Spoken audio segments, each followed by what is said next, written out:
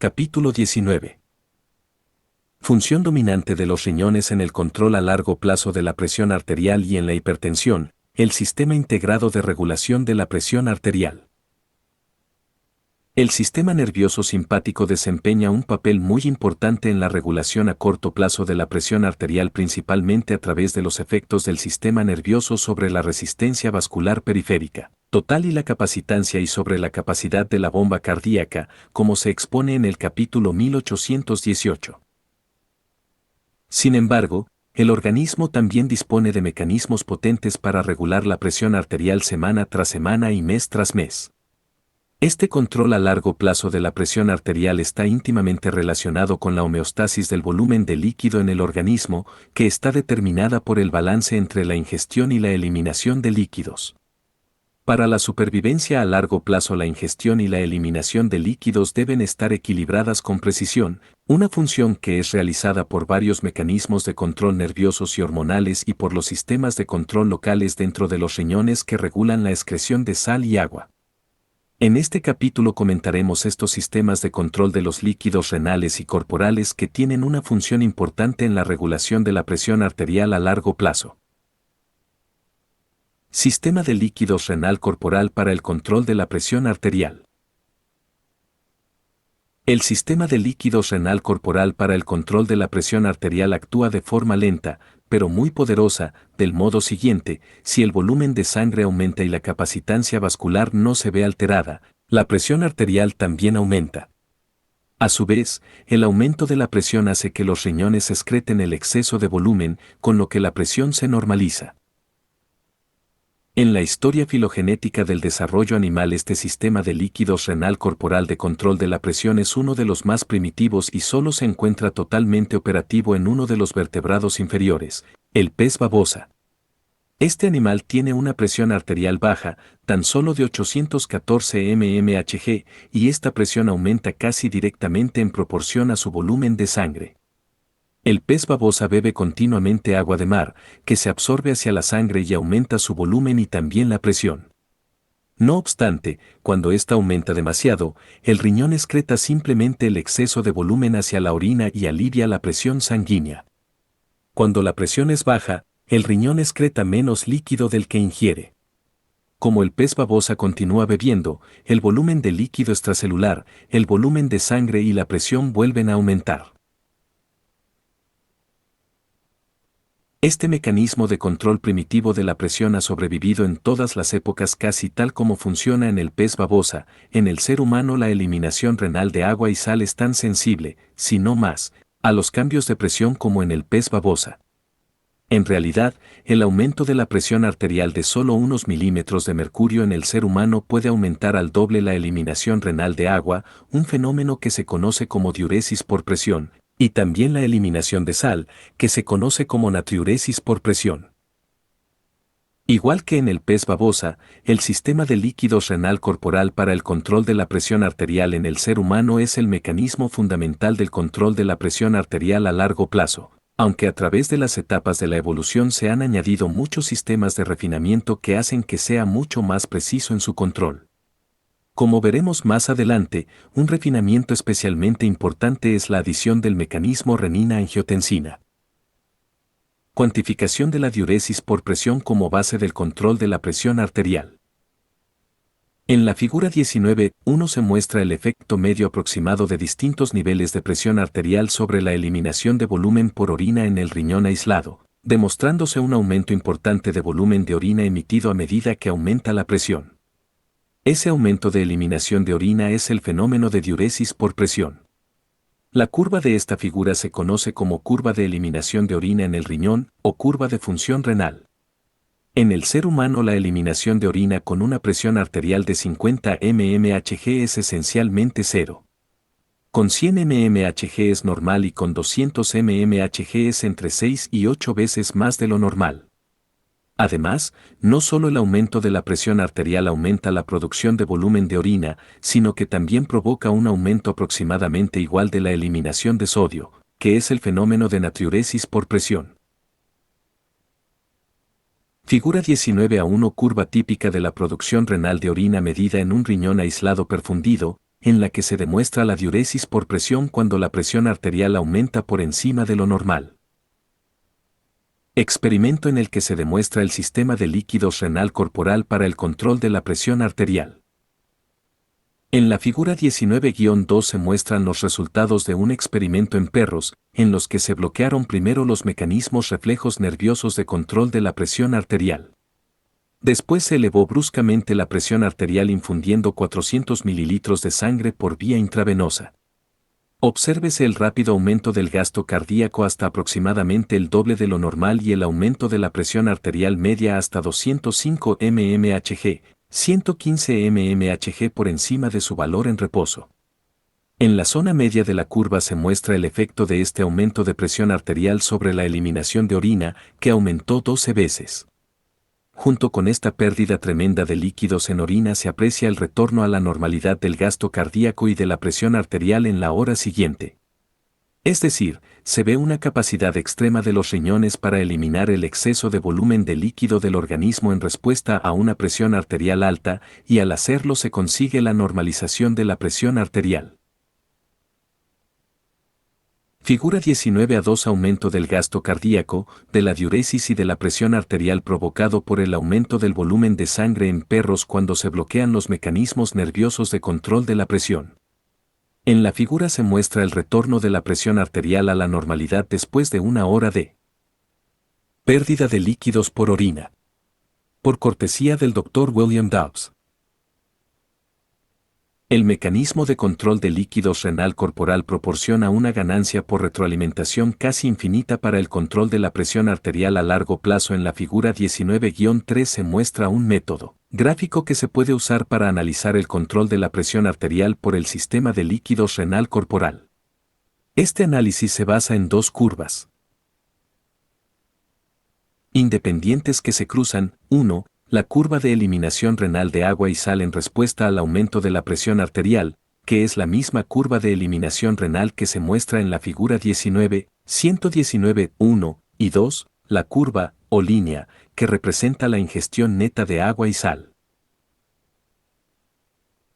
Figura 19-3 Análisis de la regulación de la presión arterial al igualar la curva de eliminación renal con la curva de ingestión de sal y agua. El punto de equilibrio describe el nivel en el cual se regulará la presión arterial. La pequeña porción de la ingestión de sal y agua que se pierde del cuerpo a través de vías no renales se ignora en esta y otras figuras similares de este capítulo. Durante mucho tiempo la eliminación de agua y sal debe ser igual a la ingestión. Además, el único punto del gráfico de la figura 19-3 en el que la eliminación es igual a la ingestión es el de la intersección de las dos curvas, lo que se conoce como punto de equilibrio. Ahora veamos qué sucede cuando la presión arterial aumenta por encima o desciende por debajo del punto de equilibrio. Primero, supongamos que la presión arterial aumenta hasta 150 mmHg. En ese punto, la eliminación renal de agua y sal es 3 veces mayor que la ingestión, por lo que el organismo pierde líquido y disminuyen tanto el volumen de sangre como la presión arterial. Además, este balance negativo de líquido no cesará hasta que la presión caiga todo lo necesario hasta alcanzar otra vez el punto de equilibrio exactamente. En realidad, la pérdida de agua y sal será ligeramente mayor que la ingestión incluso cuando la presión arterial sea solo unos mmHg mayor que el nivel de equilibrio, por lo que la presión continúa cayendo esos últimos mmHg hasta que, finalmente, vuelva exactamente al punto de equilibrio. Si la presión arterial cae por debajo del punto de equilibrio, la ingestión de agua y sal es mayor que la eliminación, por lo que aumenta el volumen de líquido y también el volumen de sangre, y la presión arterial aumenta de nuevo hasta que vuelve al punto de equilibrio. Este retorno de la presión arterial siempre al punto de equilibrio es lo que se conoce como principio de ganancia casi infinita por retroalimentación para el control de la presión arterial por el mecanismo de control de líquidos renal corporal. Dos determinantes clave de la presión arterial a largo plazo. En la figura 19-3 también se puede ver que hay al menos dos factores básicos que determinan a largo plazo el nivel de presión arterial. Mientras que las dos curvas que representan, 1, la eliminación renal de sal y agua, y 2. La ingestión de sal y agua se mantengan exactamente como se ve en la figura 19-319-3. La presión arterial media a largo plazo al final se reajustará exactamente hasta 100 mmHg, que es el nivel de presión representado por el punto de equilibrio de esta figura. Además, hay solo dos formas en las que la presión de este punto de equilibrio puede cambiar a partir de los 100 mmHg. Uno de ellos es el desplazamiento del nivel de presión de la curva de eliminación renal de sal y agua y el otro es el cambio de la línea de ingestión de agua y sal. Por tanto, para expresarlo sencillamente, los dos determinantes principales de la presión arterial a largo plazo son los siguientes. 1. El grado de desplazamiento de la curva de eliminación renal de agua y sal. 2. El nivel de la línea de ingestión de agua y sal. El funcionamiento de ambos determinantes en el control de la presión arterial se muestra en la figura 19-419-4. En la figura 19-419-4A, alguna alteración de los riñones ha provocado que la curva de eliminación renal se desplace 50 mmHg en dirección a la zona de alta presión, hacia la derecha. Obsérvese que el punto de equilibrio también se ha desplazado hasta 50 mmHg más alto de lo normal. Por tanto, se puede decir que si la curva de eliminación renal se desplaza hacia un nivel de presión nuevo, también lo hará la presión arterial siguiendo su nuevo nivel de presión en solo unos días.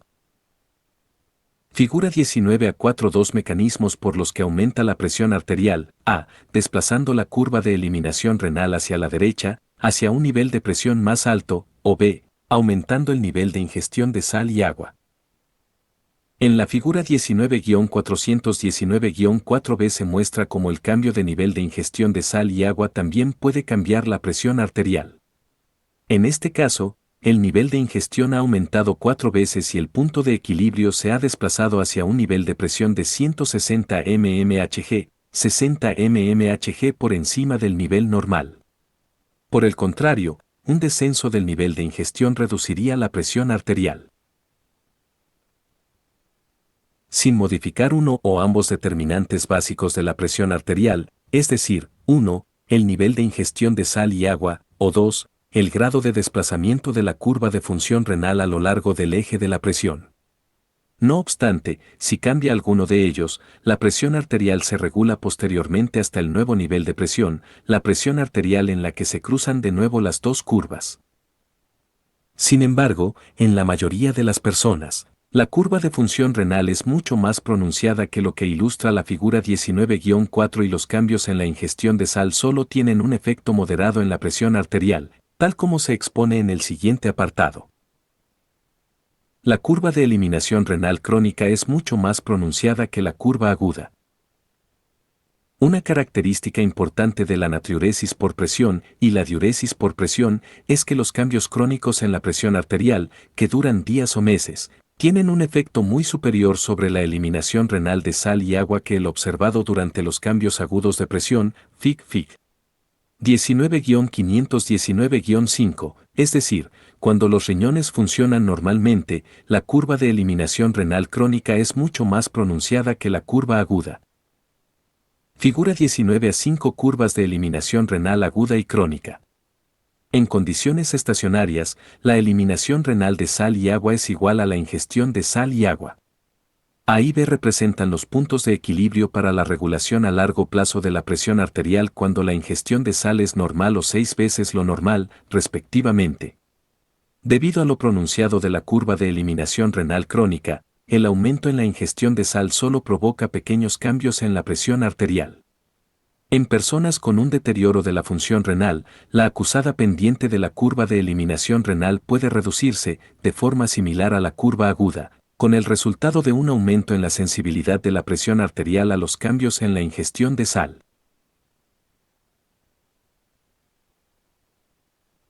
Los poderosos efectos de los aumentos crónicos en la presión renal sobre la eliminación de orina se deben a que el aumento de la presión no solo tiene efectos hemodinámicos directos en los riñones para incrementar la excreción, sino también efectos indirectos mediados por cambios nerviosos y hormonales que tienen lugar cuando aumenta la presión de la sangre. Por ejemplo, un aumento en la presión arterial reduce la actividad del sistema nervioso simpático y de varias hormonas, como angiotensina 2 y aldosterona, que tienden a reducir la excreción de sal y agua a través de los riñones. La reducción en la actividad de estos sistemas antinatriuréticos amplifica, por tanto, la eficacia de la natriuresis y la diuresis por presión al elevar la excreción de sal y agua durante los aumentos crónicos en la presión arterial, v capítulos 28 y 30 para una exposición más detallada. Por el contrario, cuando la presión arterial se reduce, el sistema nervioso simpático se activa y se incrementa la formación de hormonas antinatriuréticas, lo que se añade a los efectos directos de reducción de la presión para disminuir la eliminación renal de sal y agua. Esta combinación de efectos directos de la presión en los riñones y efectos indirectos de la presión en el sistema nervioso simpático y varios sistemas hormonales hace que la natriuresis y la diuresis por presión sean enormemente poderosas para el control a largo plazo de la presión arterial y los volúmenes de líquidos del organismo. La importancia de las influencias neurales y hormonales en la natriuresis por presión es evidente especialmente durante los cambios crónicos en la ingestión de sodio. Si los riñones y los mecanismos nerviosos y hormonales están funcionando con normalidad, los aumentos crónicos en la ingestión de sal y agua de hasta 6 veces los valores normales se asocian comúnmente con incrementos pequeños en la presión arterial. Obsérvese que el punto de equilibrio B de presión de la sangre en la curva es casi el mismo que el punto A, el punto de equilibrio para ingestión de sal normal. Por el contrario, la disminución en la ingestión de sal y agua hasta la sexta parte de lo normal suele tener un efecto pequeño en la presión arterial. Así, se dice que muchas personas son insensibles a la sal, ya que las grandes variaciones en la ingestión de sal no modifican la presión sanguínea más que unos milímetros de mercurio. No obstante, las personas con lesión renal o una secreción excesiva de hormonas antinatriuréticas como angiotensina 2 o aldosterona pueden ser sensibles a la sal con una curva de eliminación renal atenuada similar a la curva aguda, mostrada en la figura 19-519-5. En estos casos, incluso aumentos moderados en la ingestión de sal pueden provocar incrementos importantes en la presión arterial. Algunos de los factores que pueden hacer que la presión arterial sea sensible a la sal son pérdida de nefronas funcionales debido a lesión renal y formación excesiva de hormonas antinatriuréticas como angiotensina 2 o aldosterona. Por ejemplo, la reducción quirúrgica de la masa renal o la lesión en el riñón debida a hipertensión, diabetes y diversas enfermedades renales hacen que la presión sanguínea sea más sensible a los cambios en la ingestión de sal. En estos casos, se requieren aumentos en la presión arterial por encima de lo normal para elevar suficientemente la eliminación renal y mantener un equilibrio entre la ingestión y la eliminación de sal y agua. Existen evidencias de que la ingestión elevada de sal a largo plazo, con una duración de varios años, puede dañar realmente los riñones y terminar por hacer que la presión sanguínea sea más sensible a la sal. Más adelante en este capítulo hablaremos sobre la sensibilidad a la sal de la presión arterial en pacientes con hipertensión. Fracaso del aumento de la resistencia periférica total para elevar a largo plazo la presión arterial si no se modifican la ingestión de líquidos y la función renal. Este es el momento en que el lector puede comprobar si realmente entiende el mecanismo de control de líquidos renal corporal para el control de la presión arterial. Recordando la ecuación básica de que la presión arterial es igual al gasto cardíaco por la resistencia periférica total, está claro que el aumento de la resistencia periférica total debería elevar la presión arterial. En realidad, la presión arterial aumenta inmediatamente cuando la resistencia periférica total aumenta de forma aguda. En este momento, la elevación aguda de la presión arterial no se mantiene si los riñones continúan funcionando normalmente, por el contrario retorna a la normalidad en un día, más o menos. ¿Por qué? La razón de que se produzca este fenómeno es el aumento de la resistencia vascular de los vasos sanguíneos en todo el organismo, además de en los riñones no cambia el punto de equilibrio para el control de la presión arterial, que dictan los riñones, V-Fix 19-3 y 19-4. Por el contrario, los riñones comienzan inmediatamente a responder a la presión arterial alta, provocando la diuresis por presión y la natriuresis por presión. En unas horas se pierden grandes cantidades de sal y agua del organismo y 19-4. Este proceso continúa hasta que la presión arterial vuelve al nivel de presión en el equilibrio. En este punto, la presión de la sangre se normaliza y los volúmenes de sangre y líquidos extracelulares disminuyen hasta niveles inferiores a lo normal. Como prueba de que el cambio de la resistencia periférica total no afecta al nivel de presión arterial a largo plazo si la función de los riñones aún es normal, puede analizarse con detalle la figura 19-619-6. En esta figura se muestra el gasto cardíaco y la presión arterial aproximados en distintas situaciones clínicas en las que la resistencia periférica total a largo plazo es mucho menor o mucho mayor de lo normal, pero la excreción renal de sal y agua es normal. Obsérvese que la presión arterial es normal en todas estas situaciones clínicas distintas. Figura 19-6 relaciones entre la resistencia periférica total y los niveles de presión arterial y gasto cardíaco a largo plazo en distintas alteraciones clínicas. En estas situaciones los riñones eran funcionalmente normales. Obsérvese que al cambiar la resistencia periférica total se provocaron cambios iguales y en sentido contrario del gasto cardíaco, pero en ningún caso se afectó la presión arterial. AV. Arteriovenosos. Modificado de Gagné, Arterial Pressure and Hypertension. Filadelfia, W. B. Saunders, 1980. En este punto de nuestra exposición se necesitan unas palabras de atención. Muchas veces, el aumento de la resistencia periférica total induce al mismo tiempo el aumento de la resistencia vascular intrarrenal, lo que altera la función del riñón y provoca hipertensión desplazando la curva de función renal hacia el nivel de alta presión, como se ve en la figura 19-419-4a. Veremos un ejemplo de este mecanismo más adelante en este capítulo cuando comentemos la hipertensión causada por los mecanismos vasoconstrictores. No obstante, el culpable es el aumento de la resistencia renal, no el aumento de la resistencia periférica total, una distinción importante. Arterial al aumentar el gasto cardíaco o la resistencia periférica total. En la figura 19-7 se muestra el mecanismo global por el que el volumen aumentado del líquido extracelular puede elevar la presión arterial si la capacidad vascular no se incrementa simultáneamente. La secuencia es la siguiente: 1. El aumento de volumen del líquido extracelular. 2. Aumenta el volumen de sangre, que a su vez 3. Aumenta la presión de llenado media de la circulación, que a su vez 4. Aumenta el retorno venoso de sangre hacia el corazón, que a su vez 5. Aumenta el gasto cardíaco, que a su vez 6, aumenta la presión arterial. A su vez, el aumento en la presión arterial incrementa la excreción renal de sal y agua y puede devolver el volumen de líquido extracelular a valores casi normales si la función renal es normal. Figura 19-7 pasos secuenciales por los que el aumento del volumen de líquido extracelular aumenta la presión arterial.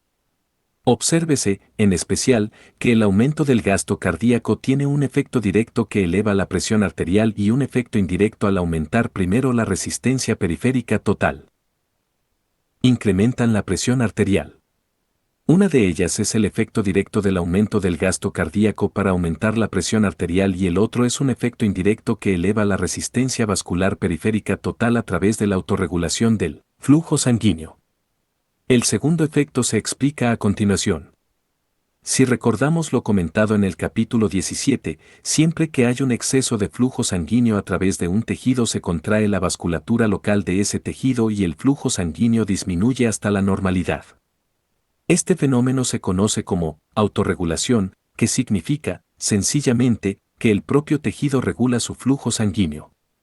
El flujo sanguíneo aumenta en todos los tejidos del organismo cuando la elevación del volumen de sangre aumenta a su vez el gasto cardíaco, es decir, este mecanismo de autorregulación contrae los vasos sanguíneos de todo el organismo, lo que, a su vez, produce el aumento de la resistencia periférica total.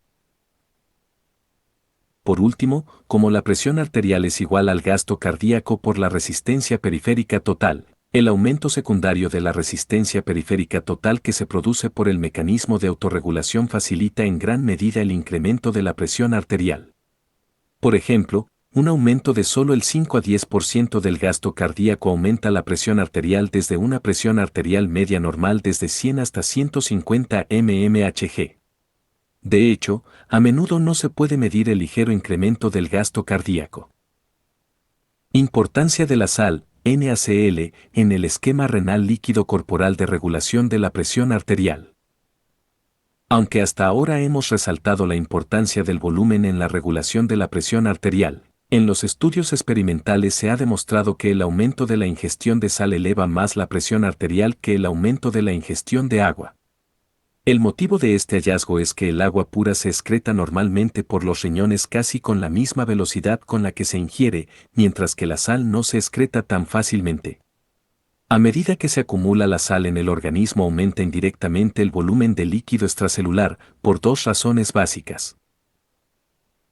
1. Cuando hay un exceso de sal en el líquido extracelular aumenta la osmolalidad del líquido, lo que, a su vez, estimula el centro de la sed en el cerebro, haciendo que esta persona beba cantidades extra de agua para normalizar la concentración extracelular de sal, aumentando el volumen de líquido extracelular. 2.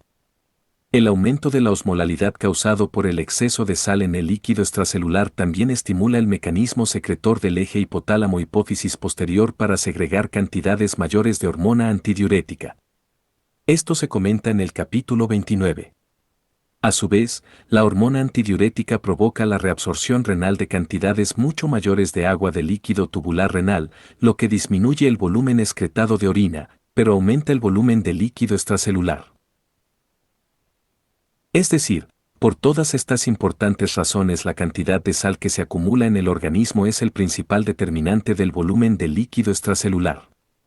Como solo pequeños incrementos del líquido extracelular y del volumen de sangre pueden aumentar mucho la presión arterial si la capacidad vascular no se incrementa simultáneamente, la acumulación de una cantidad extra de sal en el organismo, aunque sea pequeña, provoca una elevación considerable de la presión arterial. Sin embargo, esto sucede únicamente cuando la acumulación del exceso de sal lleva a un incremento en el volumen sanguíneo y si al mismo tiempo no aumenta la capacidad vascular. Como se expone anteriormente, la elevación de la ingestión de sal en ausencia de un deterioro de la función renal o una formación excesiva de hormonas antinatriuréticas normalmente no incrementa demasiado la presión arterial, ya que los riñones eliminan rápidamente el exceso de sal y el volumen de sangre apenas se modifica. La hipertensión crónica se debe a un deterioro de la función renal. Cuando se dice que una persona tiene hipertensión crónica o presión arterial alta, quiere decirse que su presión arterial media es mayor que el límite superior del intervalo de las mediciones que se aceptan como normales. Una presión arterial media mayor de 110 mmHg, la normal es de 90 mmHg, se considera hipertensión. Este nivel de presión arterial media aparece cuando la presión arterial diastólica es mayor de 90 mmHg y la presión sistólica es mayor de 135 mmHg. En personas con hipertensión importante, la presión arterial media aumenta hasta 150 a 170 mmHg, con una presión diastólica hasta de 130 mmHg y una presión sistólica que, en ocasiones, puede llegar a los 250 mmHg. La elevación de la presión arterial, aunque sea moderada, acorta la esperanza de vida. Cuando la presión arterial está muy elevada, es decir, con una presión arterial media un 50% o más por encima de lo normal, la persona no vivirá más de algunos años, a no ser que se trate correctamente. Los efectos letales de la hipertensión se producen principalmente de tres formas. 1. Un exceso de la carga de trabajo sobre el corazón que produce insuficiencia cardíaca precoz y cardiopatía coronaria, provocando la muerte como consecuencia de un ataque cardíaco. 2. La hipertensión arterial daña algún vaso sanguíneo mayor del cerebro, con lo que mueren porciones importantes de ese órgano. Este suceso se denomina infarto cerebral. Clínicamente, es un ictus. Dependiendo de la parte del cerebro afectada, el ictus puede ser mortal o provocar parálisis, demencia, ceguera o muchos otros trastornos cerebrales graves. 3. La hipertensión casi siempre provoca lesiones en los riñones, produciendo muchas zonas de destrucción renal y, finalmente, insuficiencia renal, uremia y muerte. Estudiando el tipo de hipertensión denominado hipertensión por sobrecarga de volumen, se han obtenido datos cruciales para entender la función del mecanismo de control del volumen de líquido renal corporal para la regulación de la presión arterial.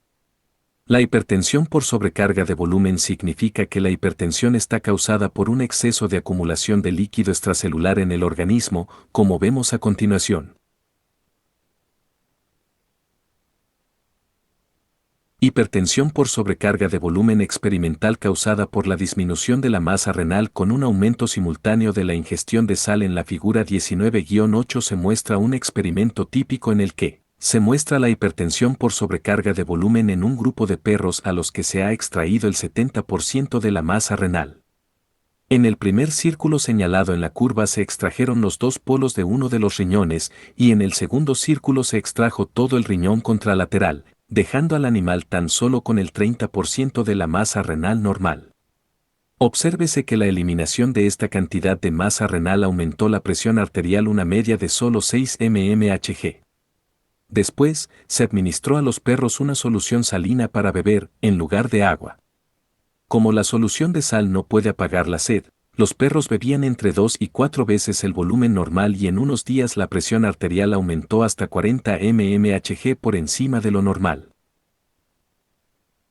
Después de 2 semanas los perros recibieron agua del grifo en lugar de la solución con sal y la presión arterial volvió a la normalidad en 2 días. Por último, al finalizar el experimento los perros recibieron otra vez la solución de agua con sal y esta vez la presión aumentó mucho más rápidamente y hasta un. Figura 19-8 efecto medio sobre la presión arterial que tiene beber solución salina al 0,9% en 4 perros cuando se ha extraído el 70% de su tejido renal. Modificado de Langston J.B., Gatnesi, Douglas P.H., et al. Effect of changes in salt intake on arterial pressure and renal function in partially nephrectomized dogs.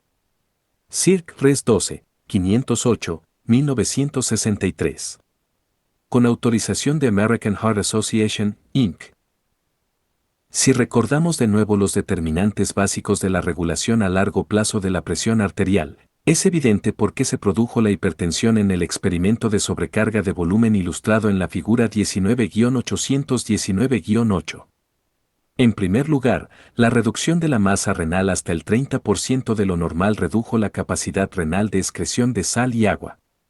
Por tanto, la sal y el agua se acumularon en el organismo y la presión arterial aumentó en pocos días, lo suficiente como para excretar el exceso de la ingestión de sal y agua. Cambios secuenciales de la función circulatoria durante el desarrollo de la hipertensión por sobrecarga de volumen. Resulta particularmente útil estudiar los cambios secuenciales de la función circulatoria durante el desarrollo progresivo de la hipertensión por sobrecarga de volumen. En la figura 19-9 se muestran estos cambios secuenciales. Una semana, más o menos, antes del punto marcado como día 0, la masa renal ya había disminuido hasta solo el 30% de lo normal. A continuación, en este punto aumentó la ingestión de sal y agua hasta 6 veces con respecto a lo normal y se mantuvo en este nivel elevado en lo sucesivo.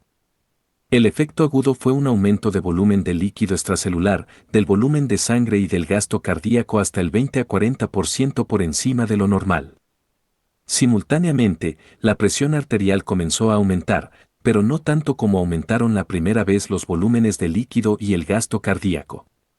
La razón de este aumento menor de la presión puede discernirse estudiando la curva de resistencia periférica total, en la que se muestra un descenso inicial de la resistencia periférica total. Este descenso se debió a un mecanismo de vasoreceptores, como se comenta en el capítulo 1818, que intentó atenuar temporalmente el aumento de la presión. No obstante, pasados 2 a 4 días los vasoreceptores se adaptaron, se reajustaron, y ya no pudieron prevenir el aumento de la presión. En ese momento, la presión arterial había aumentado casi hasta su valor máximo por el aumento del gasto cardíaco, aunque la resistencia periférica total aún se mantuviera casi en el nivel normal. Figura 19 a 9 cambios progresivos de las variables importantes del sistema circulatorio durante las primeras semanas de hipertensión por sobrecarga de volumen. Obsérvese en especial el aumento inicial del gasto cardíaco como causa básica de la hipertensión. En consecuencia, el mecanismo de autorregulación devuelve el gasto cardíaco casi a la normalidad, mientras que se produce simultáneamente el aumento secundario de la resistencia periférica total. Modificado de Gardner-G, arterial. Pressure and Hypertension. Filadelfia, W. B. Saunders, 1980. Después de que se hayan producido estos cambios precoces agudos en las variables circulatorias, en la semana siguiente se producen cambios secundarios más prolongados. Especialmente importante fue el aumento progresivo de la resistencia periférica total, mientras que, al mismo tiempo, el gasto cardíaco disminuyó casi hasta la normalidad, principalmente como consecuencia del mecanismo de autorregulación del flujo sanguíneo a largo plazo, tal como se comenta con más detalle en el capítulo 17, y antes en este mismo capítulo. Es decir, después de que el gasto cardíaco haya aumentado hasta un nivel elevado y se haya iniciado la hipertensión, el exceso de flujo sanguíneo a través de los tejidos provoca después la constricción progresiva de las arteriolas locales, con lo que el flujo sanguíneo local de los tejidos del organismo y también el gasto cardíaco vuelven casi totalmente a la normalidad, mientras que se provoca simultáneamente el aumento secundario de la resistencia periférica total. Obsérvese que el volumen de líquido extracelular y el volumen de sangre también volvieron casi a la normalidad a la vez que se redujo el gasto cardíaco. Este resultado se deriva de dos factores. En primer lugar, el aumento de la resistencia arteriolar disminuyó la presión capilar, lo que permitió que el líquido de los espacios tisulares se absorbiera de nuevo hacia la sangre. En segundo lugar, la elevación de la presión arterial hace ahora que los riñones excreten el exceso de volumen de líquido que inicialmente se había acumulado en el cuerpo. Varias semanas después del inicio de la sobrecarga de volumen, con los efectos siguientes: 1. Hipertensión. 2. Importante aumento de la resistencia periférica total. 3. Normalización casi completa del volumen de líquido extracelular, volumen de sangre y gasto cardíaco. Por tanto, podemos dividir la hipertensión por sobrecarga de volumen en dos etapas secuenciales. La primera etapa es consecuencia del aumento de volumen de líquido que provoca el aumento del gasto cardíaco, el cual media en la hipertensión. La segunda etapa de la hipertensión por sobrecarga de volumen se caracteriza por una presión arterial elevada y una resistencia periférica total alta, pero con un retorno del gasto cardíaco tan cerca de lo normal que las técnicas de medición habitual no pueden detectar la elevación anormal del gasto cardíaco. Es decir, el aumento de la resistencia periférica total en la hipertensión por sobrecarga de volumen se produce después de que se haya desarrollado la hipertensión y, por tanto, es secundario a la hipertensión y no es la causa de la misma. Hipertensión por sobrecarga de volumen en pacientes que no tienen riñones, pero que se mantienen con un riñón artificial. En los pacientes que se mantienen con un riñón artificial es especialmente importante mantener el volumen de líquido corporal en un nivel normal mediante la retirada de una cantidad apropiada de agua y sal cada vez que el paciente se somete a diálisis. Si no se actúa de este modo y se deja aumentar el volumen de líquido extracelular, casi invariablemente se producirá hipertensión exactamente de la misma forma que se ve en la figura 19-919-9. Es decir, el gasto cardíaco aumenta primero y provoca hipertensión. Después, el mecanismo de autorregulación devuelve el gasto cardíaco a la normalidad a la vez que provoca el aumento secundario de la resistencia periférica total. Por tanto, al final la hipertensión parece ser de tipo resistencia periférica alta, aunque la causa inicial es la acumulación de un exceso de volumen. Otro tipo de hipertensión por sobrecarga de volumen se debe a un exceso de aldosterona en el organismo o, a veces, por un exceso de otro tipo de esteroides. Un tumor pequeño de las glándulas suprarrenales segrega a veces grandes cantidades de aldosterona, una afección que se conoce como aldosteronismo primario. Como se comenta en los capítulos 28 y 30, la aldosterona aumenta la velocidad de reabsorción de sal y agua en los túbulos renales, con lo que disminuye la pérdida de estas sustancias por orina al mismo tiempo que se provoca el aumento de volumen de sangre y de líquido extracelular. En consecuencia, se produce hipertensión. Si al mismo tiempo aumenta la ingestión de sal, la hipertensión será aún mayor. Además, el exceso de presión arterial causa cambios patológicos en los riñones y la situación persiste durante meses o años, y se retendrá aún más sal y agua además de la retención causada directamente por la aldosterona. Por tanto, la hipertensión se agravará hasta el extremo de convertirse en letal. De nuevo vemos como en las etapas iniciales de este tipo de hipertensión también aumenta el gasto cardíaco, pero en las etapas finales el gasto cardíaco vuelve a la normalidad, mientras que la resistencia periférica total se eleva secundariamente, como hemos explicado antes en este mismo capítulo en el caso de la hipertensión primaria por sobrecarga de volumen. El sistema renina-angiotensina, su función en el control de la presión arterial. Además de la capacidad de los riñones de controlar la presión arterial a través de los cambios de volumen del líquido extracelular, los riñones también tienen otro mecanismo potente para controlar la presión arterial, el sistema renina-angiotensina.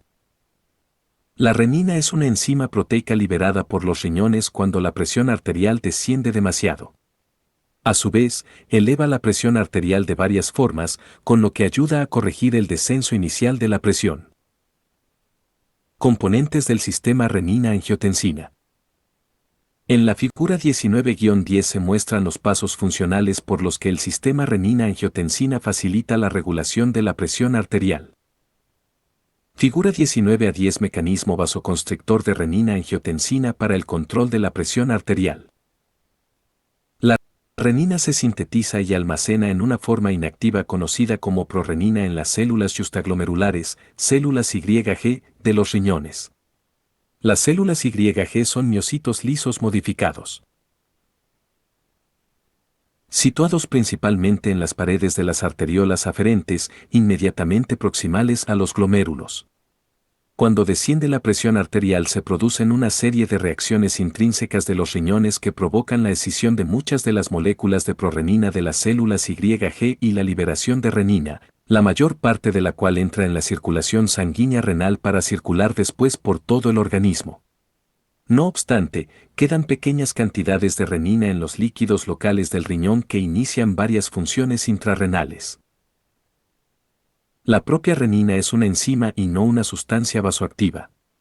Como se ve en el esquema de la figura 19-10, la renina actúa enzimáticamente sobre otra proteína plasmática, una globulina denominada sustrato de renina o angiotensinógeno, para liberar un péptido de 10 aminoácidos, la angiotensina I, que tiene propiedades vasoconstrictoras discretas, no suficientes para provocar cambios suficientes en la función circulatoria. La renina persiste en la sangre durante 30 minutos hasta una hora y continúa provocando la formación de aún más angiotensina y durante todo este tiempo. Unos segundos o minutos después de la formación de angiotensina y se escinden otros 2 aminoácidos a partir de la angiotensina y para formar el péptido de 8 aminoácidos angiotensina 2. Esta conversión se produce en gran medida en los pulmones, cuando el flujo sanguíneo atraviesa los pequeños vasos de ese territorio, catalizada por una enzima denominada enzima convertidora de la angiotensina, que está presente en el endotelio de los vasos pulmonares.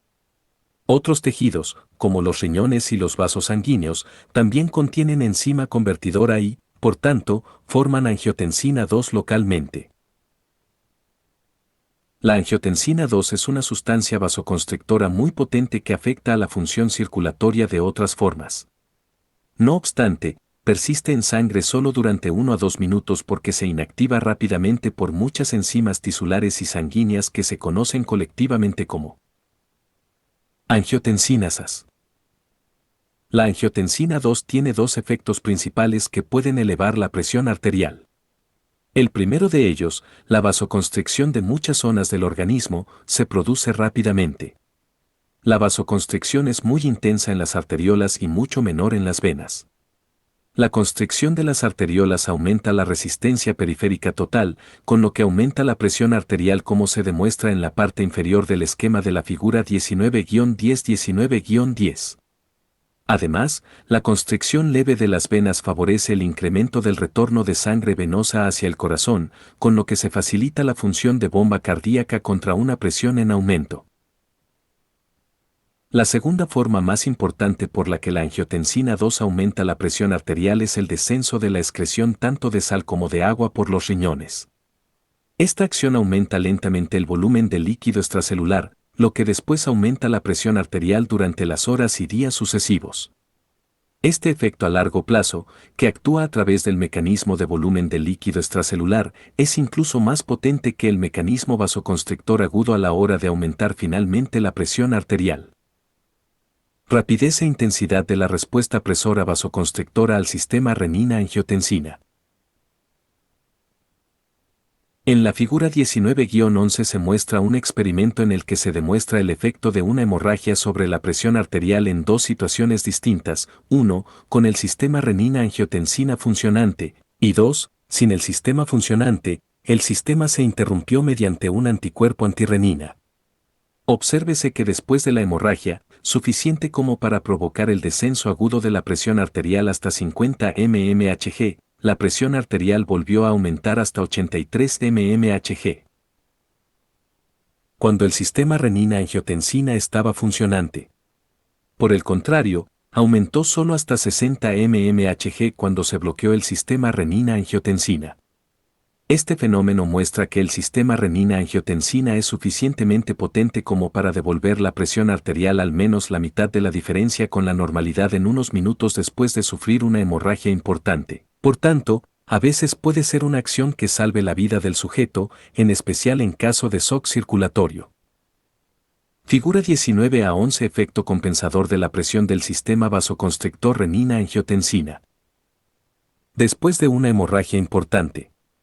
Reproducido a partir de los experimentos del Dr. Ross Prof. Obsérvese también que el sistema vasoconstrictor renina-angiotensina requiere unos 20 min para estar totalmente activado, por lo que su control de la presión sanguínea es algo más lento que el de los reflejos nerviosos y el sistema simpático noradrenalina-adrenalina. La angiotensina 2 provoca retención renal de sal y agua, un medio importante para el control a largo plazo de la presión arterial. La angiotensina 2 hace que los riñones retengan sal y agua de dos formas principales. 1. La angiotensina 2 actúa directamente solo en los riñones para provocar la retención de sal y agua. 2. La angiotensina 2 provoca la secreción de aldosterona de las glándulas suprarrenales. La aldosterona, a su vez, aumenta la reabsorción de sal y agua en los túbulos renales. Es decir, siempre que circulen en sangre cantidades excesivas de angiotensina 2 se establecen automáticamente todos los mecanismos de control de líquidos renal corporal de la presión arterial a largo plazo para alcanzar una presión arterial más alta de lo normal. Mecanismos de los efectos renales directos de la angiotensina 2 que provocan la retención renal de sal y agua. La angiotensina tiene varios efectos renales directos que hacen que los riñones retengan sal y agua. Uno de los efectos principales es contraer las arteriolas renales, con lo que disminuye el flujo sanguíneo a través de los riñones. El flujo lento de sangre reduce la presión de los capilares peritubulares, lo que provoca una reabsorción rápida de líquido desde los túbulos. La angiotensina 2 tiene también acciones directas importantes sobre las células tubulares, aumentando la reabsorción tubular de sodio y agua, como se indica en el capítulo 28. Los efectos combinados de la angiotensina 2 pueden reducir en ocasiones la producción de orina que llega a ser menor de la quinta parte de lo normal. La angiotensina 2 aumenta la retención de sal y agua en los riñones al estimular la aldosterona.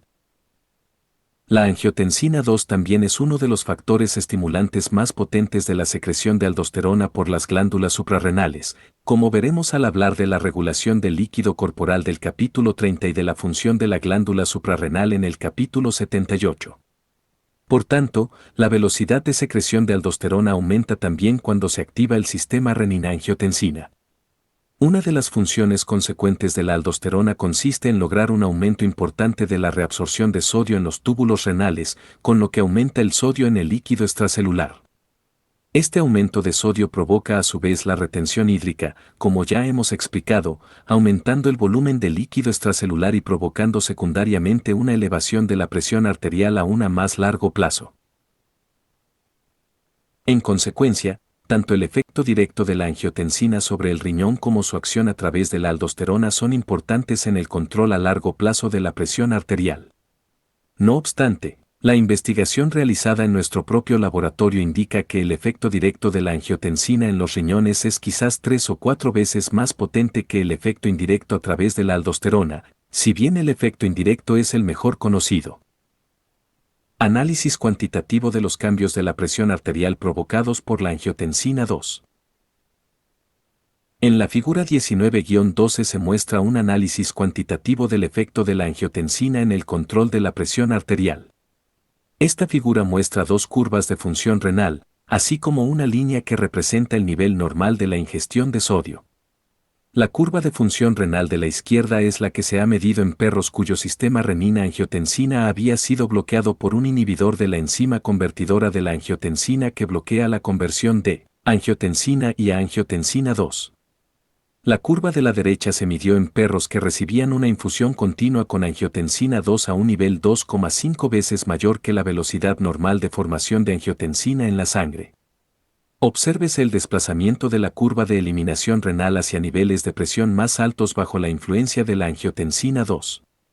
Como ya hemos explicado, este desplazamiento se debe tanto a los efectos directos de la angiotensina 2 en el riñón como al efecto indirecto a través de la secreción de aldosterona, tal como se explica anteriormente. Figura 19-12 efecto de dos concentraciones de angiotensina 2 en sangre sobre la curva de eliminación renal, demostrándose la regulación de la presión arterial en un punto de equilibrio de 75 mmHg cuando la concentración de angiotensina 2 es baja y de 115 mmHg cuando es alta. Por último, obsérvense los dos puntos de equilibrio, uno para el nivel 0 de angiotensina en el que se muestra una presión arterial de 75 mmHg y otro para la angiotensina elevada, que muestra un nivel de presión de 115 mmHg. Por tanto, el efecto de la angiotensina de provocar la retención renal de sal y agua ejerce una potente acción favoreciendo la elevación crónica de la presión arterial. Función del sistema renina-angiotensina en el mantenimiento de una presión arterial normal a pesar de las grandes variaciones de la ingestión de sal. Una de las funciones más importantes del sistema renina-angiotensina es permitir que la persona ingiera cantidades muy pequeñas o muy grandes de sal sin provocar grandes cambios del volumen de líquido extracelular ni de la presión arterial. Esta función se explica en el esquema de la figura 19-13 en la que se muestra que el efecto inicial del aumento de la ingestión de sal es elevar el volumen de líquido extracelular, lo que a su vez eleva la presión arterial. Después, el aumento de la presión arterial aumenta a su vez el flujo sanguíneo a través de los riñones, además de otros efectos, lo que reduce la velocidad de secreción de renina hasta un nivel muy inferior y consigue secuencialmente disminuir la retención renal de sal y agua, devolviendo el volumen de líquido extracelular casi hasta la normalidad y, por último, devolviendo la propia presión arterial también casi hasta la normalidad. Es decir, el sistema renina-angiotensina es un mecanismo automático de retroalimentación que mantiene la presión arterial en un nivel normal o casi normal incluso cuando aumenta la ingestión de sal. Cuando la ingestión de sal disminuye por debajo de lo normal se consiguen efectos exactamente opuestos. Figura 19-13 secuencia de sucesos que conducen al aumento de la presión arterial tras el aumento de la ingestión de sal, cuando la actividad disminuida de la retroalimentación del sistema renina-angiotensina devuelve la presión arterial casi a la normalidad. Para resaltar la eficacia del sistema renina-angiotensina en el control de la presión arterial, diremos que la presión no aumenta más de 4 a 6 mmHg cuando el sistema funciona con normalidad en respuesta a un aumento de la ingestión de sal hasta de 100 veces, Fig. 19-14. Por el contrario, cuando se bloquea el sistema renina-angiotensina y se impide la supresión habitual de la formación de angiotensina, el mismo aumento de ingestión de sal a veces provoca el aumento de hasta 10 veces por encima de lo normal, hasta 50 a 60 mmHg. Cuando se reduce la ingestión de sal hasta solo una décima parte de lo normal, la presión arterial apenas cambia siempre que el sistema renina-angiotensina funcione normalmente. Sin embargo, si se bloquea la formación de angiotensina 2 con un inhibidor de la enzima convertidora de la angiotensina, la presión arterial se reduce de forma importante al reducir la ingestión de sal, VFIG. 19-14. Así pues, el sistema renina-angiotensina es tal vez el más potente sistema del organismo para adaptarse a amplias variaciones en la ingestión de sal con cambios mínimos en la presión arterial. Figura 19-14 cambios en la presión arterial media durante alteraciones crónicas en la ingestión de sodio en perros control normales y en perros tratados con un inhibidor de la enzima convertidora de la angiotensina, ACE, para bloquear la formación de angiotensina 2, ANG2, o a los que se administró una infusión de ANG2 para evitar la supresión de ANG2. La ingestión de sodio se incrementó por pasos desde un nivel bajo de 5 mol barra diagonal día a 80, 240 y 500 mol barra diagonal día durante 8 días en cada nivel. Modificado de Hall J. Wheaton AC, Smith MJ Jr., et al., Blood Pressure and Renal Function During Chronic Changes in Sodium Intake, Role of Angiotensin. AMJ Fisiol 239, F271, 1980. Tipos de hipertensión en que interviene la angiotensina, hipertensión provocada por un tumor secretor de renina o por isquemia renal. Forman cantidades igualmente enormes de angiotensina 2. En todos los pacientes en los que se ha dado este fenómeno se ha desarrollado una hipertensión importante.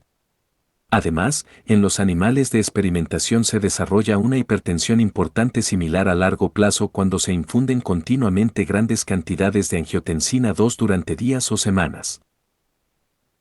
Ya hemos comentado que la angiotensina 2 aumenta la presión arterial por dos mecanismos. 1. Al contraer las arteriolas de todo el cuerpo, con lo que aumenta la resistencia periférica total y la presión arterial. Este efecto se produce en segundos después de que comience la infusión de angiotensina. 2. Al provocar la retención renal de sal y agua, en un periodo de días esta acción también provoca hipertensión y es la causa principal del mantenimiento a largo plazo de la presión arterial elevada. Hipertensión de Goldblatt con riñón único. Cuando se elimina un riñón y se coloca un elemento constrictor en la arteria renal del riñón remanente, como se ve en la figura 19-15, el efecto inmediato es un gran descenso de la presión en la arteria renal distalmente al elemento constrictor, como se demuestra en la curva discontinua de la figura. Después, en segundos o minutos, la presión arterial sistémica comienza a aumentar, y sigue haciéndolo durante varios días. Lo habitual es que la presión aumente con rapidez en la primera hora, más o menos, y este efecto se sigue de un aumento adicional más lento a lo largo de varios días. Cuando la presión arterial sistémica alcanza un nuevo nivel de presión estable, la presión arterial renal, la curva discontinua de la figura, habrá vuelto casi hasta la normalidad. La hipertensión producida de esta forma se conoce como hipertensión de Goldblatt con riñón único en honor a Harry Goldblatt, primer científico que estudió las importantes características cuantitativas de la hipertensión causada por la constricción de la arteria renal. Figura 19-15 efecto de la colocación de una pinza para cerrar la arteria renal de un riñón después de haber eliminado el otro. Obsérvense los cambios de la presión arterial sistémica, de la presión en la arteria renal distal a la pinza y de la velocidad de secreción de renina. La hipertensión resultante se denomina hipertensión de Goldblatt con riñón único. El aumento precoz de la presión arterial en la hipertensión de Goldblatt se debe al mecanismo vasoconstrictor de renina, angiotensina, es decir, debido al escaso flujo sanguíneo renal después de la constricción aguda de la arteria renal se segregan grandes cantidades de renina en el riñón, como se demuestra en la curva más inferior de la figura 19-15, lo que provoca el aumento de angiotensina 2 y aldosterona en sangre. A su vez, la angiotensina eleva de forma aguda la presión arterial. La secreción de renina aumenta hasta el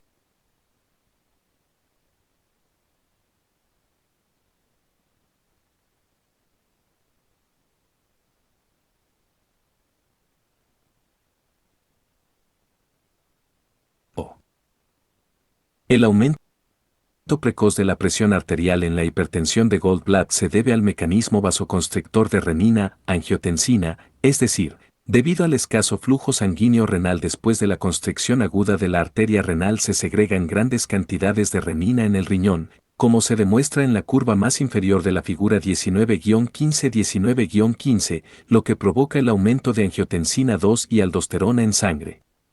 A su vez, la angiotensina eleva de forma aguda la presión arterial. La secreción de renina aumenta hasta el máximo en 1 hora, volviendo casi a la normalidad en 5 a 7 días porque, para entonces, la presión arterial renal también habrá aumentado hasta la normalidad, por lo que el riñón ya no estará isquémico. El segundo aumento de la presión arterial se debe a la retención de sal y agua por un riñón con vasoconstricción, que también se estimula por la angiotensina 2 y la aldosterona. En 5 a 7 días el volumen de líquido corporal aumenta lo suficiente como para elevar la presión arterial hasta su nuevo nivel mantenido. El valor cuantitativo de este nivel mantenido de presión viene determinado por el grado de constricción de la arteria renal, es decir, la presión en la aorta debe aumentar lo suficiente para que la presión arterial renal distal a la constricción sea suficiente para que la producción de orina sea normal. Se produce un escenario similar en pacientes con estenosis de la arteria renal de un riñón único, tal como sucede en ocasiones después de que una persona reciba un trasplante de riñón. Además, los aumentos funcionales o patológicos en la resistencia de las arteriolas renales debidos a aterosclerosis o a niveles excesivos de vasoconstrictores pueden causar hipertensión a través de los mismos mecanismos que la compresión de la arteria renal principal. La hipertensión también puede aparecer cuando se produce la constricción solo de un riñón, mientras que la arteria del otro es normal. El riñón que tiene la constricción segrega renina y también retiene sal y agua por el descenso de la presión arterial renal en ese riñón. Entonces, el riñón contrario, normal, retiene sal y agua por la presencia de la renina producida por el riñón isquémico. Esta renina provoca la formación de angiotensina 2 y aldosterona, circulando ambas hacia el riñón contrario y haciendo que retenga sal y agua. Es decir, ambos riñones retienen sal y agua, pero por motivos diferentes. En consecuencia, se desarrolla hipertensión. La contrapartida clínica a la hipertensión de Goldblatt con dos riñones sucede cuando existe estenosis de una sola arteria renal provocada, por ejemplo, por aterosclerosis, en una persona que tiene dos riñones. A menudo hay zonas parchadas enfermas en uno o ambos riñones que se vuelven isquémicos por la constricción vascular local o infartos, mientras que otras áreas de los riñones son normales. Cuando se produce esta situación, se consiguen efectos casi idénticos a los de la hipertensión de Goldblatt con dos riñones. Es decir, el tejido renal con parches isquémicos segrega renina que, a su vez, actúa a través de la formación de angiotensina 2, con lo cual la masa renal residual también retiene sal y agua. En realidad, una de las causas más frecuentes de hipertensión renal, en especial en los ancianos, es la enfermedad isquémica renal parchada. Otros tipos de hipertensión provocada por combinaciones de sobrecarga de volumen y vasoconstricción. Hipertensión en la parte alta del cuerpo, causada por la coartación aórtica. Uno de cada varios miles de recién nacidos tiene una constricción o bloqueo patológico de la aorta en un punto distal a las ramas que desde la aorta se dirigen hacia la cabeza y los brazos, pero proximal a las arterias renales. Esta situación se conoce como coartación aórtica. Cuando esto sucede, el flujo sanguíneo hacia la parte inferior del cuerpo se transporta a través de muchas arterias colaterales de pequeño tamaño por la pared corporal, con gran resistencia vascular entre la parte alta y la parte baja de la aorta. En consecuencia, la presión arterial en la parte alta del cuerpo puede ser hasta un 40 a 50% mayor que en la parte inferior. El mecanismo de esta hipertensión de la parte alta del cuerpo es casi idéntico al de la hipertensión de Goldblatt con riñón único, es decir, cuando se coloca un obstáculo constrictor en la aorta por encima de las arterias renales, la presión arterial de ambos riñones desciende primero, se segrega renina, se forman angiotensina y aldosterona y se produce la hipertensión en la parte alta del cuerpo.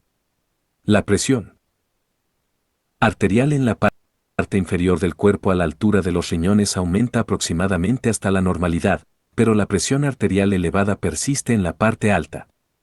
Los riñones ya no están isquémicos, por lo que la secreción de renina y la formación de angiotensina y aldosterona vuelven a la normalidad.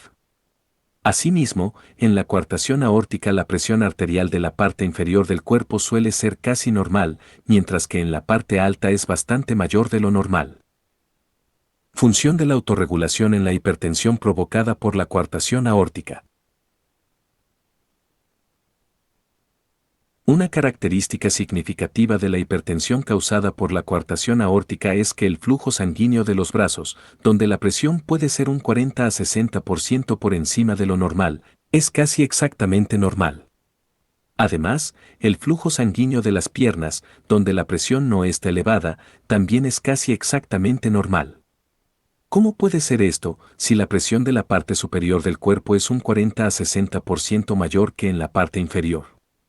La respuesta no está en las diferencias de sustancias vasoconstrictoras que hay en la sangre en la parte superior e inferior del cuerpo, ya que el flujo sanguíneo es el mismo en ambos territorios. Asimismo, el sistema nervioso inerva de forma similar ambas zonas de la circulación, por lo que no hay motivos para creer que hay diferencias en el control nervioso de los vasos sanguíneos. La razón principal es que se desarrolla una autorregulación a largo plazo, casi tan completa que los mecanismos de control del flujo sanguíneo local han compensado casi el 100% de las diferencias de presión. El resultado es que el flujo sanguíneo local se controla casi exactamente igual, de acuerdo a las necesidades del tejido y no según el nivel de presión tanto en el territorio de presión elevada como en el de presión baja. Hipertensión en la preeclampsia, toxemia del embarazo. Entre el 5 y el 10% aproximadamente de las mujeres gestantes desarrollan un síndrome conocido como preeclampsia, también denominado toxemia del embarazo. Una de las manifestaciones de la preeclampsia es la hipertensión, que habitualmente remite después del nacimiento del bebé. Aunque se desconocen las causas exactas de la preeclampsia, se cree que la isquemia de la placenta y la liberación consecuente de factores tóxicos por una placenta isquémica son los causantes de muchas de las manifestaciones de este trastorno, como la hipertensión de la madre. A su vez, las sustancias liberadas por la placenta isquémica provocan la disfunción de las células endoteliales vasculares de todo el cuerpo, incluidos los vasos sanguíneos de los riñones. Esta disfunción endotelial disminuye la liberación de óxido nítrico y de otras sustancias vasodilatadoras, provocando vasoconstricción. Descenso de la velocidad de filtración de líquidos desde los glomérulos hacia los túbulos renales, alteración de la natriuresis renal por presión y desarrollo de hipertensión. Otra anomalía patológica que puede contribuir a la hipertensión en la preeclampsia es el engrosamiento de las membranas glomerulares renales, quizás causado por un proceso autoinmunitario, que también reduce la velocidad de filtración glomerular de líquidos. Por razones obvias, el nivel de presión arterial renal requerido para la formación normal de orina se eleva y, en consecuencia, también se eleva la presión arterial general a largo plazo. Estos pacientes son especialmente propensos a desarrollar grados más importantes de hipertensión cuando ingieren sal en exceso. Hipertensión neurógena. La hipertensión neurógena aguda puede deberse a una potente estimulación del sistema nervioso simpático, por ejemplo, cuando una persona se excita por cualquier motivo, o a veces en estados de ansiedad, el sistema simpático se estimula en exceso, se produce una vasoconstricción periférica en cualquier parte del cuerpo y aparece la hipertensión aguda. Otro tipo de hipertensión neurógena aguda aparece cuando se cortan los nervios procedentes de los vasoreceptores o cuando se destruye el tracto solitario a cada lado del bulbo raquídeo. Aquí se encuentran las zonas en las que los nervios de los vasoreceptores aórticos y carotídeos se conectan con el tronco del encéfalo. La interrupción brusca de las señales nerviosas normales procedentes de los vasoreceptores tiene el mismo efecto sobre los mecanismos nerviosos de control de la presión que una reducción súbita de la presión arterial en las arterias aorta y carótida. Es decir, la pérdida del efecto inhibidor normal del centro vasomotor provocada por las señales normales de los Vasoreceptores consigue que el centro vasomotor desarrolle súbitamente una gran actividad y la presión arterial media aumenta desde 100 hasta incluso 160 mmHg. La presión vuelve casi a la normalidad en 2 días, porque la respuesta del centro vasomotor a la ausencia de señales de los vasoreceptores se va desvaneciendo, lo que se conoce como ajuste del control de los vasoreceptores del mecanismo de presión. Por tanto, la hipertensión neurógena causada por la sección de los nervios de los vasoreceptores es principalmente una hipertensión de tipo agudo y no crónica. El sistema nervioso simpático desempeña también una función importante en algunas formas de hipertensión crónica, en gran parte por la activación de los nervios simpáticos renales. Por ejemplo, una ganancia de peso excesiva y la obesidad a menudo conducen a la activación del sistema nervioso simpático, lo que a su vez estimula los nervios simpáticos renales, dificulta la natriuresis de presión renal y provoca hipertensión crónica. Estas anomalías parecen tener una función importante en un gran porcentaje de pacientes con hipertensión primaria, esencial, como se expondrá más adelante. Causas genéticas de hipertensión. La hipertensión hereditaria espontánea se ha observado en varias razas de animales, como en diferentes razas de ratas y al menos en una raza de perros. En la raza de ratas que se ha estudiado con mayor detalle, la raza de ratas hipertensas espontáneamente de Okamoto, en la que hay signos de un desarrollo precoz de la hipertensión, el sistema nervioso simpático es considerablemente más activo que en las ratas normales. En etapas avanzadas de este tipo de hipertensión se han observado cambios estructurales en las nefronas renales, 1. Aumento de la resistencia arterial renal preglomerular, y 2. Descenso de la permeabilidad de las membranas glomerulares. Estos cambios estructurales también contribuyen al mantenimiento a largo plazo de la hipertensión. En otras cepas de ratas hipertensas también se ha observado el deterioro de la función renal. En los seres humanos se han identificado distintas mutaciones génicas que pueden causar hipertensión. Estas formas de hipertensión se denominan hipertensión monogénica, ya que están provocadas por la mutación de un solo gen. Un rasgo interesante de estos trastornos genéticos es que inducen una reabsorción excesiva de sal y agua por parte de los túbulos renales. En algunos casos, el aumento de la reabsorción se debe a mutaciones génicas que aumentan directamente el transporte de sodio o cloruro en las células epiteliales de los túbulos renales. En otros casos, las mutaciones génicas provocan un aumento de la síntesis o actividad de hormonas que estimulan la reabsorción de agua y sal en los túbulos renales. Así, en todos los trastornos hipertensivos monogénicos descubiertos hasta ahora, la ruta final común hacia la hipertensión parece ser el aumento en la reabsorción de sal y la expansión del volumen de líquido extracelular. Sin embargo, la hipertensión monogénica es rara, y todas las formas conocidas suman en conjunto menos del 1% de la hipertensión humana. Parece que el 90 a 95% de todas las personas que tienen hipertensión primaria, también conocida como hipertensión esencial, por muchos médicos. Estos términos significan, simplemente, que la hipertensión es de origen desconocido, al contrario que las formas de hipertensión que son secundarias a causas conocidas, como la estenosis de la arteria renal o formas monogénicas de hipertensión. En la mayoría de los pacientes el aumento excesivo de peso y la vida sedentaria parecen desempeñar un papel importante en la causa de la hipertensión. La mayoría de los pacientes hipertensos tienen sobrepeso y en los estudios de distintas poblaciones parece demostrarse que un aumento de peso excesivo y la obesidad explican hasta el 65 a 75% del riesgo de desarrollar hipertensión primaria. En los estudios clínicos se ha demostrado claramente la importancia que tiene la pérdida de peso para reducir la presión arterial en la mayoría de los pacientes con hipertensión. De hecho, en las nuevas normas clínicas para el tratamiento de la hipertensión se recomienda aumentar la actividad física y la pérdida de peso como primer paso para el tratamiento de la mayoría de los pacientes hipertensos. Entre otras, las siguientes características de la hipertensión primaria son provocadas por el aumento de peso excesivo y por la obesidad. 1. El gasto cardíaco aumenta, en parte, por el aumento adicional del flujo sanguíneo necesario para el tejido adiposo extra No obstante, el flujo sanguíneo en el corazón, los riñones, el aparato digestivo y el músculo esquelético también aumenta con el aumento de peso, debido al aumento de la tasa metabólica y al crecimiento de los órganos y tejidos en respuesta al aumento de las demandas metabólicas. Como la hipertensión se mantiene durante meses y años, la resistencia vascular periférica total puede estar aumentada. 2. La actividad simpática nerviosa está aumentada en los pacientes con sobrepeso, en especial en los riñones.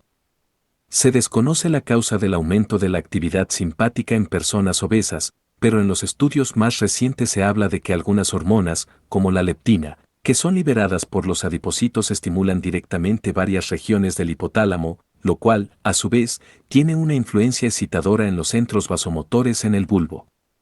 Existen evidencias de que la sensibilidad de los vasoreceptores arteriales implicados en amortiguar los aumentos en la presión arterial está disminuida en personas obesas. 3. Las concentraciones de angiotensina 2 y aldosterona están aumentadas en 2 o 3 veces en muchos pacientes obesos. Este incremento puede deberse al aumento de la estimulación nerviosa simpática, que a su vez aumenta la liberación de renina por los riñones y, por tanto, la formación de angiotensina 2, que, a su vez, estimula la secreción de aldosterona en las suprarrenales.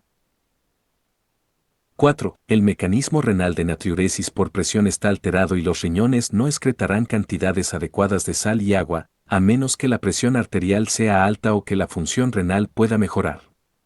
Si la presión arterial media de una persona con hipertensión esencial es de 150 mmHg, la reducción aguda por métodos artificiales de la presión arterial media hasta 100 mmHg, sin alterar la función renal, excepto por el descenso de presión, provocará la anuria casi total y la persona retendrá sal y agua hasta que la presión vuelva a elevarse hasta los 150 mmHg. Sin embargo, la reducción crónica de la presión arterial con fármacos antihipertensivos eficaces no suele provocar una retención importante de sal y agua en los riñones porque este tratamiento también mejora la natriuresis renal por presión, como veremos más adelante. En los estudios experimentales con animales obesos y pacientes obesos se demuestra que el deterioro de la natriuresis renal por presión en la hipertensión de la obesidad se debe principalmente al aumento de la reabsorción tubular renal de sal y agua por el aumento de la actividad nerviosa simpática y de las concentraciones de angiotensina 2 y aldosterona. No obstante, si la hipertensión no se trata eficazmente también puede producirse un daño vascular en los riñones que reduciría la filtración glomerular y aumentaría la gravedad de la hipertensión. Finalmente, la hipertensión no controlada asociada a la obesidad provoca una lesión vascular importante con pérdida completa de la función renal. Análisis gráfico del control de la presión arterial en la hipertensión esencial. En la figura 19-16 se muestra un análisis gráfico de la hipertensión esencial. Las curvas de esta figura se conocen como curvas de función renal con sobrecarga de sodio porque, en cada caso, la presión arterial aumenta muy lentamente durante muchos días o semanas mediante el incremento gradual de la ingestión de sodio. La curva de tipo carga de sodio puede determinarse aumentando la ingestión de sodio a un nuevo nivel cada pocos días y esperando después a que la eliminación renal de sodio entre en equilibrio con la ingestión, registrando al mismo tiempo los cambios de la presión arterial. Figura 19-16 Análisis de la regulación de la presión arterial. 1. En la hipertensión esencial insensible a la sal, y 2. En la hipertensión esencial sensible a la sal. Modificado de Gardner, Coleman T.G., Young D.B., et al. Salt Balance and Long-Term Blood Pressure Control. Anu Rep Med 31 horas y 15 minutos, 1980. Con autorización, tomado de Annual Review of Medicine, copyright 1980, por Annual Review emoticono cara de disgusto /diagonal www.annual-reviews.org. http://www.annual-reviews.org. Cuando se usa este procedimiento en pacientes con hipertensión esencial se obtienen dos tipos de curvas, como se ve en la parte derecha de la figura 19-16. 1. La hipertensión insensible a la sal, y 2. La hipertensión sensible a la sal. Obsérvese en ambos casos que las curvas se desplazan hacia la derecha, hacia un nivel de presión arterial mucho más alto que en las personas normales. En el caso de una persona con hipertensión esencial insensible a la sal, la presión arterial no aumenta significativamente cuando se cambia de una ingestión normal de sal a una ingestión alta de sal. Sin embargo, en pacientes que tienen hipertensión esencial sensible a la sal, la ingestión alta de sal exacerba significativamente la hipertensión. Hay que resaltar otros dos aspectos. En primer lugar, la sensibilidad de la presión arterial a la sal no es un fenómeno todo o nada, sino una característica cuantitativa que hace que algunos sujetos sean más sensibles a la sal que otros. En segundo lugar, la sensibilidad a la sal de la presión arterial tampoco es una característica fija, sino que va volviéndose más sensible a la sal a medida que la persona envejece, en especial después de los 50 a 60 años de edad. La causa de la diferencia entre la hipertensión esencial insensible y sensible a la sal parece estar relacionada con las diferencias estructurales o funcionales de los riñones de estos dos tipos de pacientes hipertensos. Por ejemplo, la hipertensión sensible a la sal puede producirse con tipos diferentes de nefropatía crónica debida a la pérdida gradual de las unidades funcionales de los riñones, las nefronas, o al envejecimiento normal, como se comenta en el capítulo 32. La alteración de la función del sistema renina-angiotensina también podría conseguir que la presión arterial se volviera sensible a la sal, como hemos comentado en este capítulo. Tratamiento de la hipertensión esencial. En las normas actuales de tratamiento de la hipertensión se recomienda, como primer paso, modificar el estilo de vida con el objetivo de aumentar la actividad física y la pérdida de peso en la mayoría de los casos. Por desgracia, muchos pacientes no pueden perder peso y debe iniciarse el tratamiento farmacológico con fármacos antihipertensivos. Para tratar la hipertensión se usan dos clases generales de fármacos: 1. Fármacos vasodilatadores, que aumentan el flujo sanguíneo renal y la velocidad de filtración glomerular, y 2. Fármacos natriuréticos o diuréticos, que disminuyen la reabsorción tubular de sal y agua.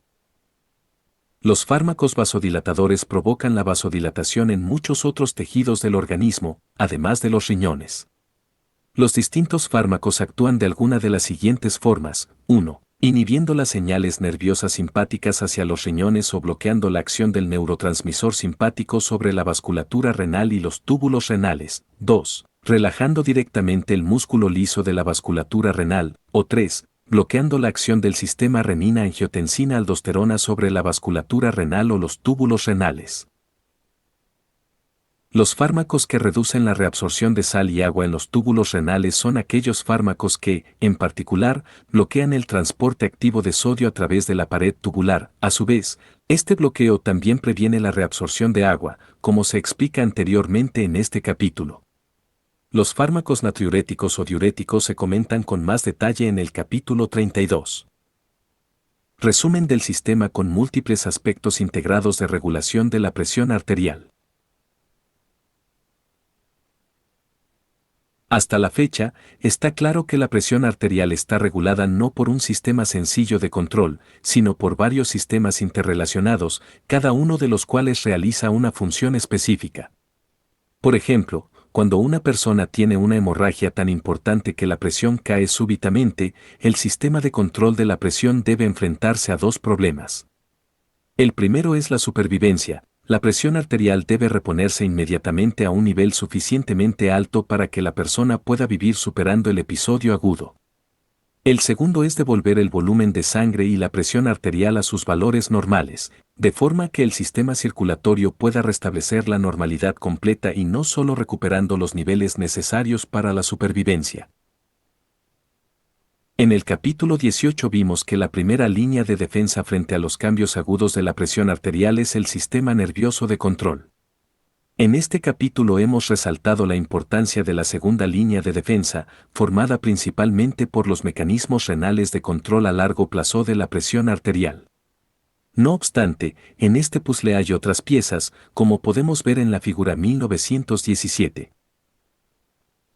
Figura 19 a 17. Potencia aproximada de varios mecanismos de control de la presión arterial en distintos intervalos de tiempo después del inicio de una alteración de la presión arterial. Obsérvese en especial la ganancia infinita del mecanismo de control de la presión renal líquido corporal que se produce después de algunas semanas. DL, desplazamiento del líquido. SNC, sistema nervioso central. Modificado. The Gad-Nessie, Arterial Pressure and Hypertension. Filadelfia, W. B. Saunders, 1980. En la figura 19-17 se muestran las respuestas de control aproximadas, tanto inmediatas, segundos y minutos, como a largo plazo, horas y días, expresadas como aumento de la retroalimentación, de 8 mecanismos de control de la presión arterial. Estos mecanismos se dividen en 3 grupos: 1. Los que actúan rápidamente, en segundos o minutos; 2. Los que responden en un periodo de tiempo intermedio, es decir, de minutos u horas; y 3. Los que proporcionan la regulación a largo plazo de la presión arterial durante días, meses y años. Mecanismos de control de la presión de acción rápida que actúan en segundos o minutos. Los mecanismos de control de la presión de acción rápida consisten, casi en su totalidad, en reflejos nerviosos agudos y otras respuestas nerviosas.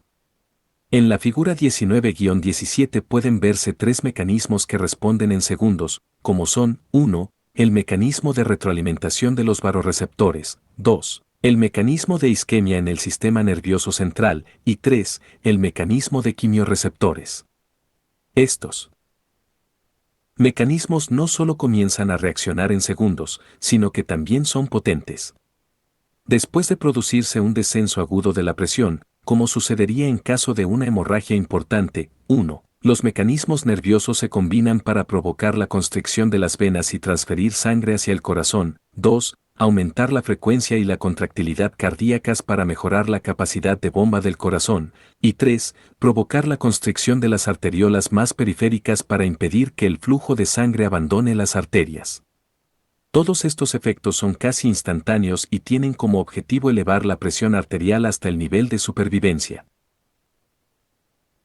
Cuando la presión se eleva demasiado y bruscamente, como sucedería en respuesta a la administración de una transfusión de sangre excesiva, actúan los mismos mecanismos de control pero en dirección contraria, con lo que devuelven la presión arterial a la normalidad. Mecanismos de control de la presión que actúan después de muchos minutos.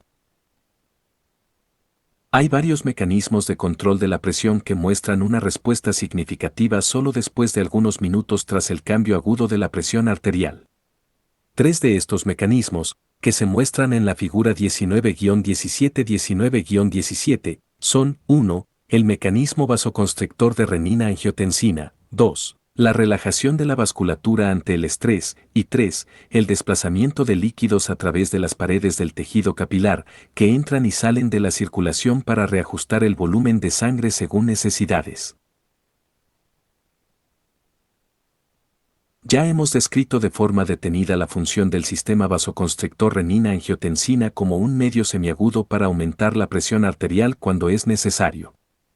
El mecanismo de relajación ante el estrés se demuestra en el ejemplo siguiente: cuando la presión de los vasos sanguíneos se eleva demasiado, se estiran y se mantienen cada vez más estirados durante minutos u horas, por lo que la presión de los vasos desciende a la normalidad. Este estiramiento continuado de los vasos, que se conoce como relajación ante el estrés, sirve como amortiguador de la presión a medio plazo. El mecanismo de desplazamiento de líquidos desde los capilares significa que, simplemente, cuando la presión de los capilares desciende demasiado en algún momento, el líquido se absorbe desde los tejidos a través de las membranas capilares y a la circulación, con lo que aumenta el volumen de sangre y también la presión en la circulación. Por el contrario, cuando la presión capilar aumenta demasiado se pierde el líquido de la circulación hacia los tejidos, con lo que se reduce el volumen de sangre y también desciende la presión prácticamente en toda la circulación. Estos 3 mecanismos intermedios se activan principalmente entre 30 minutos y varias horas. Durante este tiempo los mecanismos nerviosos van siendo cada vez menos eficaces, lo que explica la importancia de estas medidas de control de la presión no nerviosas a medio plazo. Mecanismos a largo plazo para la regulación de la presión arterial. El objetivo de este capítulo ha sido explicar la función de los riñones en el control a largo plazo de la presión arterial. En la parte derecha de la figura 19-17 se muestra el mecanismo de control de la presión renal volumen de sangre, que es el mismo que el mecanismo de control de la presión renal líquido corporal, demostrándose que tarda varias horas en comenzar a aparecer la respuesta significativa. Aunque algunas veces se desarrolla un mecanismo de retroalimentación positiva para el control de la presión arterial que se hace casi infinita, lo que significa que la presión podría volver casi totalmente a la normalidad, y no parcialmente, hasta la presión que consigue una eliminación normal de sal y agua en los riñones. En este momento, el lector ya se habrá familiarizado con este concepto, que es el más importante de todo este capítulo. Hay muchos factores que afectan al nivel regulador de la presión del mecanismo de control de líquidos renal corporal. Uno de ellos, que se muestra en la figura 19-17, es la aldosterona. El descenso de la presión arterial conduce en minutos al aumento de la secreción de la aldosterona, que en horas o días tendrá un papel importante en la modificación de las características del mecanismo de control de líquidos renal corporal. Especialmente importante es la interacción del sistema renina-angiotensina con los mecanismos de aldosterona y líquidos renales. Por ejemplo, la ingestión de sal de una persona es muy variable de un día a otro. En este capítulo hemos visto que la ingestión de sal puede disminuir a tan solo la 10ª parte de lo normal o puede aumentar 10 a 15 veces con respecto a lo normal, y a pesar de ello se puede regular el nivel de presión arterial media, que cambiará solo unos milímetros de mercurio si el sistema renina-angiotensina-aldosterona está totalmente operativo. Sin embargo, si no funciona, la presión arterial será muy sensible a los cambios de la ingestión de sal.